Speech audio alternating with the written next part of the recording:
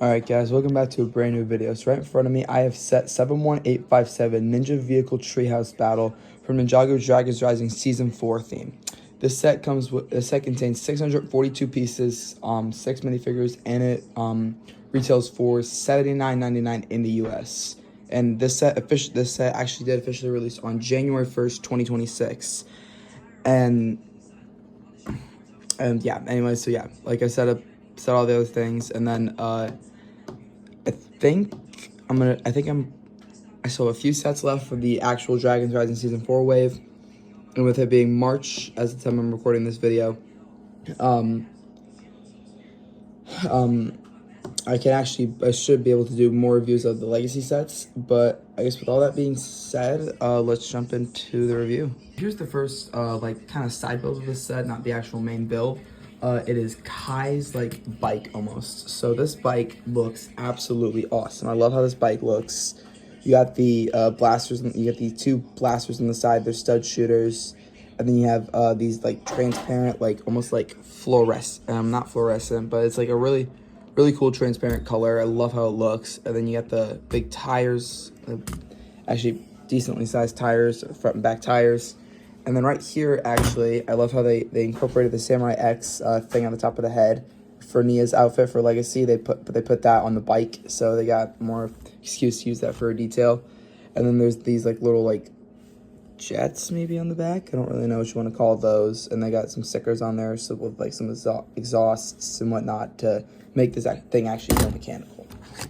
And then right here you have the Technic structure to just kind of show where the bikes are. I mean, to kind of show where the connectors for the wheels on the bike are, and then the handlebars, and then there's a spot for a minifigure. In this case, Kai, who comes in this set. I'm not gonna try and, yeah, you can just sit him down in there, but I'm too lazy to actually do that. I mean, if I had two hands, I would, but I'm not gonna do that. So, yeah. But yeah, Kai's bike on the other hand, looks good. I love all the colors on this.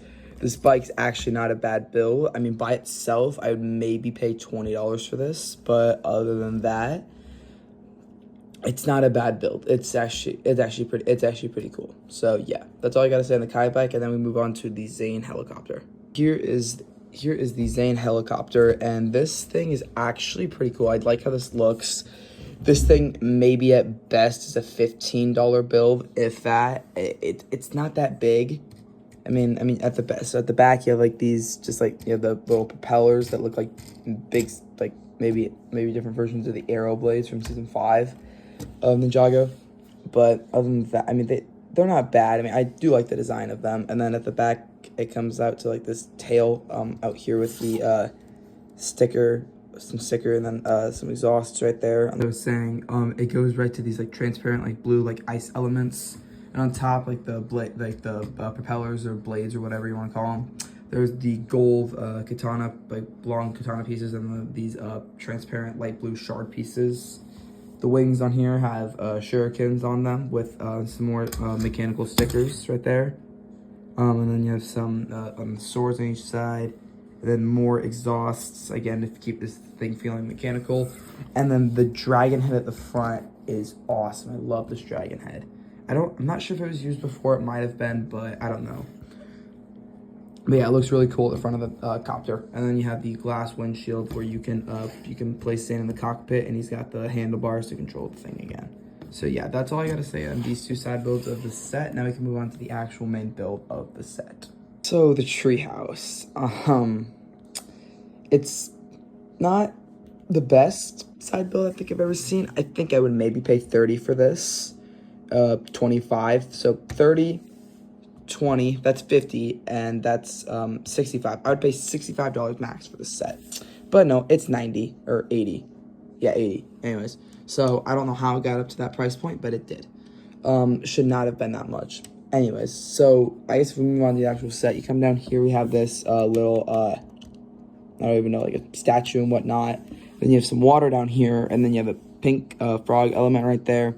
And then just some more water, some rocky, base kind of terrain. And then actually, you got a turret of another stud shooter up here. And if we flip it around to this side, you'll see we have a teapot on the inside and a teacup. Then we have this little tree stump here. And if you pull this lever, pull it, there you go. The tree stump falls out as like a attack or defense and whatnot. And then you push that back in, place that right there, and then you're good. So yeah, and then you move down here and you got more. You got another tree stump thing right there, a saw like almost right here I think, and then you have, or a chainsaw actually, because you can hold that. And then you have another exhaust down here. I don't really know what's going on down here. Maybe you'll see in the show what goes on around there. And then you have a nice, decent, cool tree coming off the side here. And then we have this little area up here, like a balcony, and then a sigh back here, golden sigh. I don't know why, but it's back there. And then we have the tree that comes up at the top, because it literally is a tree house. So you can't, what would a tree house be without the actual aspects of a tree coming off? And then we come to the little ladder on the side here. You climb this up, and then you turn this lever. The bridge actually like rotates. It can rotate a full 360. So let's just stick the Loyalist you get in the set on here. Stick him right there, and then yeah, rotate it and he falls. So yeah, pretty cool play feature, I guess, for younger fans picking up the set. But I mean, that's really. And then also there's the like rope that you can climb up here to get to the top of the balcony. And then there's another large leaf piece right here. But yeah, other than that, I don't really have a whole lot to say about this because it's pretty small. But yeah, not a bad build. I mean, it could be better, but yeah, not the worst build we've ever seen before. These are the first two minifigures of the set, the Season 4 Kai minifigure and the Season 4 Zane minifigure. So these minifigures are absolutely awesome. I love the new shoulder armor they have. And they also have the designs that they have. Kai has this like red dragon symbol on his chest with the dragon toes and the talons, and then his back is actually covered up by this thing. And actually, hold, wait, let me take this off. I can probably show you guys it. Just take off the minifigure. Okay, actually, I gotta take it off for a sec. Oh, God. Okay, there we go. Anyways, so yeah, we have the dragon detailing on the back with some more scales and then some like gold aspects right here. And it's the exact same way on Zane, except Zane is just, his colors are just different with the light blue arms, the white on his torso with the dragon scales. And he's got the same design on his back, just like with his colors. So I'm not dealing with taking it off again because that was kind of annoying. Anyways, but yeah, these two minifigures in the set, and they both come with their head. Well, Kai at least comes with this headband hairpiece. A lot of the Ninja do this season, except Cole, which is a little bit disappointing because we've only gotten the island headband hairpiece once, and I think it'd be a lot cooler for Lego to bring it back. That's just what I think. Same thing for the tournament at the sources. It would have been awesome. But yeah, no, we can't really do a whole lot about that. Anyways, but yeah. Two minifigures in the set, Kai and Zane, look really awesome. Love their designs. Come to the last two like hero minifigures of the set. You get Dragon Form J and Euphrasia. So the Dragon Form J, or Draconis J, however they're saying it, looks absolutely awesome. I love how this Dragon J minifigure looks. He's got the rubber blue tail, like just the Lego's regular standard blue and the regular standard blue wings. I think it looks really cool, especially with the light light yellow aspects in there to indicate his lightning element. I think it looks really cool. And obviously he's not called Rogue anymore, he's called Jay because he's making a return back in Season 4, so he should finally be back on the Ninja team. And then he also comes with the same shoulder armor that Kai and Zane come with, except it's to clip his wings on. But yeah, this Dragon J minifigure is awesome, and the front design of his torso looks awesome. And you can't really see the back detailing, maybe a little bit, the scales right there. But yeah, anyways, so yeah, Dragon J minifigure, really awesome this set. I mean, really awesome. And he's actually exclusive to the set, but he was exclusive to just the set, but there's a book that came out that now has him. And these awesome like face designs that the Ninja have been getting all throughout Dragons Rising, the original 6, are finally going to come in use this season because these face prints matter for the dragon, for these Draconis forms. But yeah, looks really, really awesome. Dragon J looks awesome in this set. And now we move on to Euphrasia. So we have gotten a Euphrasia minifigure before, but this is her Season 4 remake because she's actually part of the team in Season 4.